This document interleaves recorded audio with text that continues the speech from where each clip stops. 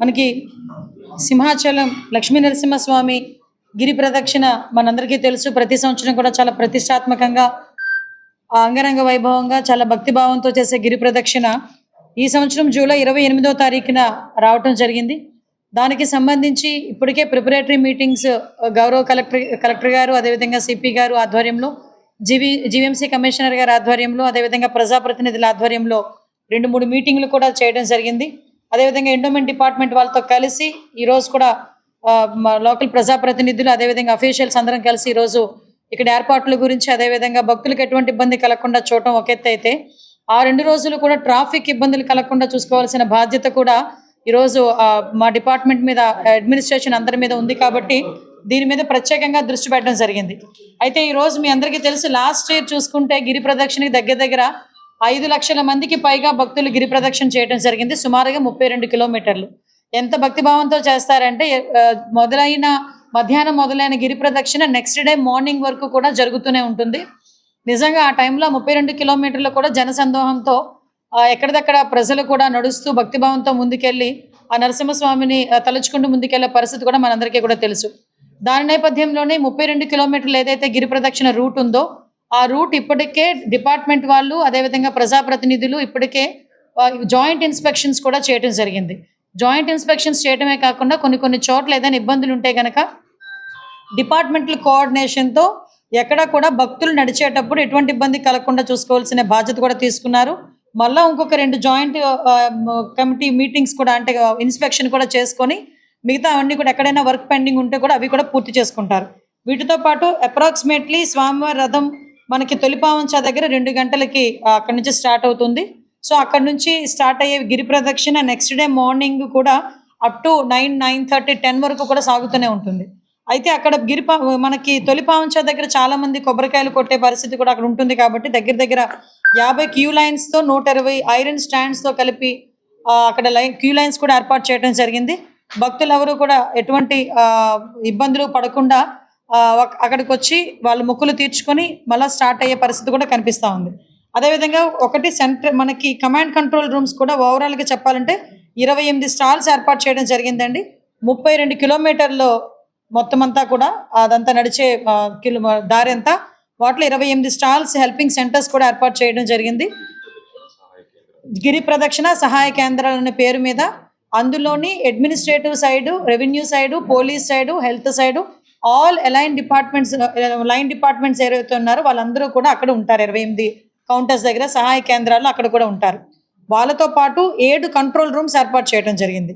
ఈ 7 control rooms దగ్గర కూడా పబ్లిక్ అడ్రసింగ్ సిస్టమ్ దగ్గర నుంచి వాటర్ ఫెసిలిటీస్ అన్ని, అంటే 32 కిలోమీటర్ల పరిధిలోని కూడా వాటర్ ఫెసిలిటీస్ కల్పిస్తూనే 7 కంట్రోల్ రూమ్స్ దగ్గర కూడా సపరేట్గా water facility, public addressing system, medical camp అన్నీ కూడా రన్ అవుతాయి. వీటితో పాటు ఒకటి కమాండ్ కంట్రోల్ రూమ్ తొలిపావంచ దగ్గర మనకి కంటిన్యూ 24/7 పనిచేసేటట్టుగా ఒక కమాండ్ కంట్రోల్ రూమ్ కూడా పనిచేస్తుంది. వీటితో పాటు 115 వాటర్ పాయింట్స్ని ఐడెంటిఫై చేసి 115 వాటర్ పాయింట్స్ని కూడా పెడుతున్నాం. మీకు తెలుసు యోగాంధ్ర టైంలో బబుల్స్ని ఎలాగైతే పెట్టామో అదేవిధంగా ఇక్కడ 115 పాయింట్స్లో వాటర్ బబుల్స్ని కూడా ఏర్పాటు చేయడమే కాదు, సపరేట్గా మళ్ళీ వాటర్ ప్యాకెట్స్ కానీ వాటర్ బాటిల్స్ కానీ అవైలబిలిటీ ఉంటుంది. వీటితో పాటు వచ్చిన భక్తులు ఎవరు ఇబ్బంది పడకూడదు అని 596 టెంపరీ టాయిలెట్స్ని కూడా ఏర్పాటు చేస్తున్నాం. అంటే ఈచ్ 1 కిలోమీటర్కి దగ్గర 18 to 20 మధ్యలో యావరేజ్గా చూసుకుంటే టాయిలెట్స్ కూడా మనం అరేంజ్ చేసుకోవడం జరుగుతుంది. అది జీవీఎంసీ కమిషనర్ గారు ప్రత్యేకంగా దాని మీద దృష్టి పెట్టి వాటర్ కూడా అక్కడ ఎక్కడ ఇబ్బంది లేకుండా, వాటి క్లీనింగ్లో కానీ ఎక్కడ కూడా ఇబ్బంది లేకుండా అక్కడ కూడా సపరేట్గా ఒక మనిషిని ఎండాస్ చేసి పెడుతున్నారు. అదొకటి. అదే కాకుండా ఇప్పుడు మనకి ఎక్కువ మంది అప్పు గారి దగ్గరకు వచ్చేసరికి సముద్ర స్నానాలు చేసి కూడా వాళ్ళ మళ్ళీ బయలుదేరే పరిస్థితి ఉంటుంది. దగ్గర 30 మంది ఎక్స్పర్ట్ స్విమ్మర్స్ని కూడా డిప్లాయ్ చేసుకోవడం జరుగుతుంది. 31 మెడికల్ క్యాంప్స్ని, 22 అంబులెన్సెస్లో కూడా 1+1 డ్రైవర్ని కూడా ఏర్పాటు చేయడం జరుగుతుంది. ఇవి కాక మనకి ఘాట్ రోడ్ మొత్తానికి 50 ఆర్టీసీ బస్సులు కూడా ఎంగేజ్ చేయడం జరిగిందండి. వీటన్నిటితో పాటు 100 మంది ఆఫీసర్స్, సుమారుగా అక్కడికి మనం ఇదంతా చూసుకోవడానికి దగ్గర 5,000 మంది ఆఫీసర్లు అందరూ కూడా పనిచేస్తారు. అందులో ఓన్లీ పోలీస్ డిపార్ట్మెంట్ తరపున 2,700 మందిని డిపార్ట్మెంట్ వాళ్ళని కూడా ఇక్కడ డిప్లాయ్ చేయడం జరుగుతుంది. పోలీస్ డిపార్ట్మెంట్ని కూడా డిప్లాయ్ చేయడం జరుగుతుంది. వీళ్ళతో పాటు వాలంటీర్స్ దగ్గర నుంచి, సెక్యూరిటీ గార్డ్స్ దగ్గర నుంచి, సచివాలయం స్టాఫ్ అందరూ కూడా ఇందులోని ఇన్వాల్వ్ అయ్యి ప్రతి ఒక్కరికి కూడా ఇప్పటికే వాళ్ళ వర్క్స్ వాళ్ళ పాయింట్స్ కూడా ఎంగేజ్ చేయడం జరిగింది. వాటితో పాటు చాలా అంటే ఇక్కడ మనకి మేజర్గా వచ్చే ప్రాబ్లం ఏమవుతుందంటే 28 తారీఖున సుమారుగా ఎడ్యుకేషన్ డిపార్ట్మెంట్ వాళ్ళు కొన్ని ఐడెంటిఫై చేసుకొని దగ్గర 220 స్కూల్స్కి ఆ ఒక్కరోజు లోకల్ హాలిడే డిక్లేర్ చేస్తున్నాం. 220 స్కూల్స్, ఎందుకంటే ఐన్ రూట్లోని స్కూల్ పిల్లలు ఇబ్బంది పడకూడదని 220 స్కూల్స్ని ఐడెంటిఫై చేశారు. వాళ్ళందరికీ కూడా 28వ తారీఖున local holiday. Private schools and government schools రెండు కూడా, కాలేజెస్ కూడా అన్నీ కూడా, విద్యాలయాలన్నీ కూడా ఆ రోజు హాలిడే ప్రకటించడం జరిగింది. పబ్లిక్ అడ్రసింగ్ సిస్టమ్స్ కూడా మొత్తం 40 పబ్లిక్ అడ్రసింగ్ సిస్టమ్స్, దారి పొడుగున లైటింగు, దారి పొడుగున సీసీటీవీ కెమెరాలు, ఎవ్రీథింగ్ ఈసారి పకడ్బందీగా ఏర్పాటు చేసుకోవడం జరిగింది. ఇదే కాకుండా మీకు తెలుసు RFID ట్యాగింగ్ సిస్టమ్ మీకు లాస్ట్ టైం నుంచి ఉన్నదే. ఎప్పుడు కూడా పిల్లలకి ఎక్కడ కూడా తప్పిపోకుండా, పిల్లలు పెద్దవాళ్ళు తప్పిపోకుండా ఉండేదానికి ట్యాగింగ్ సిస్టమ్ కూడా ఏర్పాటు చేస్తున్నాం.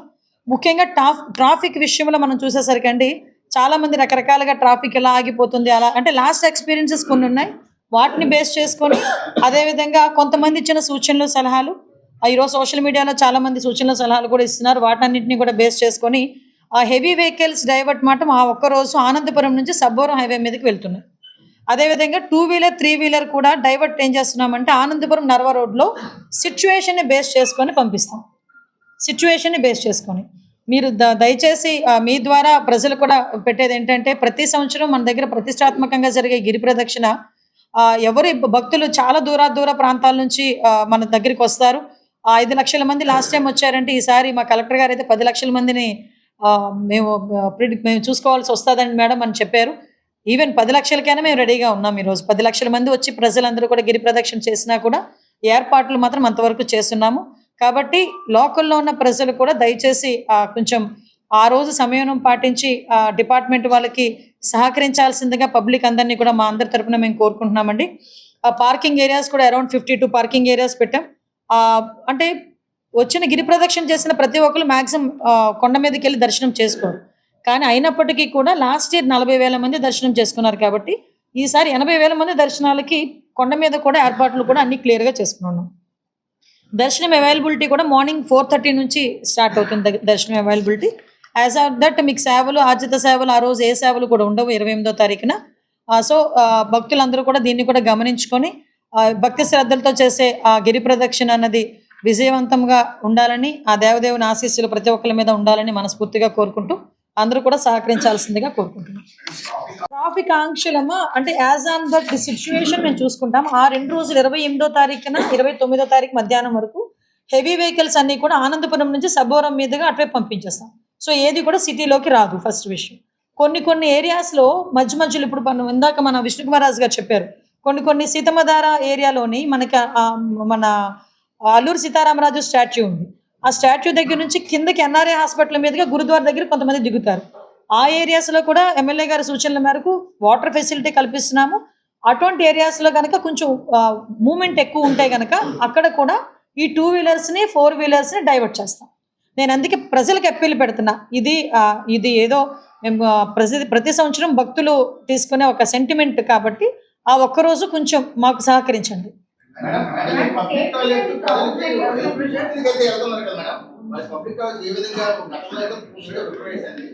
ఈసారి అందుకే ఏం చేస్తున్నామంటేనండి, పబ్లిక్ టాయిలెట్స్ ఎక్కడైతే ఉన్నాయో 6 దగ్గర మీకు ఇందాక చెప్పానండి, 600 దగ్గర పెడుతున్నామంటే ఒక్కొక్క కిలోమీటర్కి 20 ఉంటున్నాయండి. వాటితో పాటు మీరు మెయింటెనెన్స్ ముఖ్యం, పెట్టడం ముఖ్యం కాదు, వాటి మెయింటెనెన్స్ ముఖ్యం. కాబట్టి ప్రతి ఒక్క 10 టాయిలెట్స్కి ఒక మనిషిని ఎంగేజ్ చేస్తాం. అక్కడ శుభ్రం చేసేదానికి కానీ, వాటర్ ఉందో లేదో చెక్ చేసుకునే దానికి కానీ, ప్రతిదానికి. చెప్పండి అమ్మా. ఉంది అక్కడ మా ఆదినారాయణరావు గారు ఏదో అడుగుతున్నారు. ఒక్క నిమిషం అక్కడ అయిపోయినాయండి. ఒక్క నిమిషం ప్లీజ్ అమ్మా.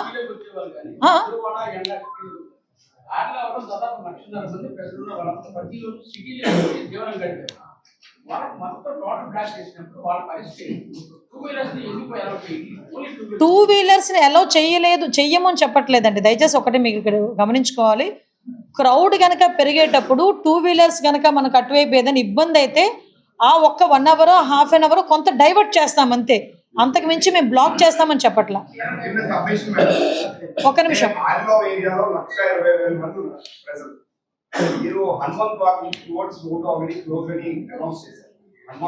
అందుకే దానికే చెప్తున్నానండి. ఈ లెఫ్ట్ సైడ్ ఏరియా ఆ ఏరియా వాళ్ళు లాస్ట్ టైం గొడవ పడింది, హనుమంతవాడ నుంచి పంపించారు.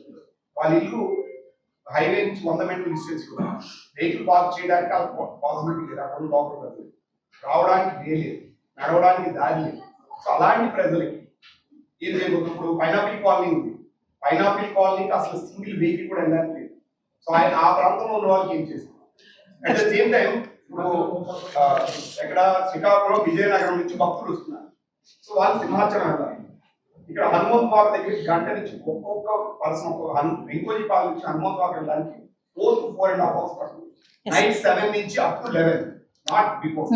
రాత్రి ఏదైతే యాత్ర స్టార్ట్ అవుతుందో ఆ రోజు 7 గంటల నుంచి రాత్రి 11, 12 వరకు 4 నుంచి 5 గంటల వరకు కేవలం 2 కిలోమీటర్స్. కానీ ప్రతి ఏడాది ఇది జరుగుతుంది సబ్మిషన్ అనుకో. ఏ ఇయర్ కూడా ఫుట్ఓవర్ బ్రిడ్జెస్ ప్లాన్ చేస్తామని ప్రభుత్వం అన్ని ప్రభుత్వాలు చెప్తుంది, ఇప్పుడు వచ్చి ఎక్కువ చేయట్లేదు. పీక్ పాయింట్స్ ఐడెంటిఫై చేస్తుంది. ఇక్కడ ఇంకొకటి చాలా మందికి ఏంటంటే తొలి పావంచా దగ్గరికి వచ్చి దండం పెట్టుకుని కొబ్బరికాయ కొట్టిన తర్వాత మళ్ళీ తొలి పావంచా దగ్గరికే వస్తేనే గిరి ప్రదక్షిణ కంప్లీట్ అయినట్టు అన్నది చాలా మంది భక్తుల్లో ఉన్న ఆలోచన. కానీ ఇందాక మేము పంతులు గారిని వీళ్ళందరినీ అడిగితే గిరి ప్రదక్షిణ అన్నది ఎక్కడి నుంచైనా స్టార్ట్ చేసి మళ్ళీ సేమ్ అక్కడే ప్లేస్ దగ్గరికి వచ్చి కొబ్బరికాయ కొడితే అది కూడా గిరి ప్రదక్షిణే. ఇది చాలా మంది భక్తుల్లోకి కొంత తెలియలేదు. ఇందాక పంతులు గారు చెప్పి మేము అడిగాం క్లియర్గా ఏంటి విషయం అండి.